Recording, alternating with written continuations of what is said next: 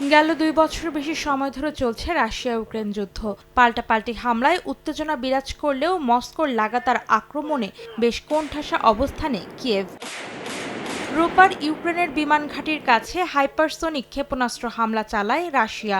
এছাড়া রাজধানী কিয়েভকে লক্ষ্য করে ড্রোন ও বিমান হামলা চালায় মস্কো। তবে এ হামলায় কী পরিমাণ ক্ষয়ক্ষতি হয়েছে তা জানায়নি ইউক্রেন। দেশটির দাবি, নেদারল্যান্ডসের প্রতিরক্ষা মন্ত্রী ইউক্রেনকে F-16 যুদ্ধ বিমান দেওয়ার ঘোষণার পরপরই এ হামলা চালায় রাশিয়া।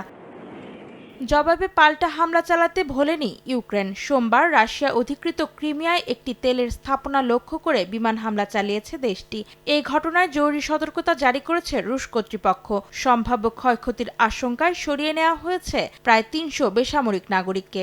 এছাড়া ইউক্রেনের 300 রকেট ও 68টি ড্রোন ধ্বংসের দাবি করেছে রাশিয়া।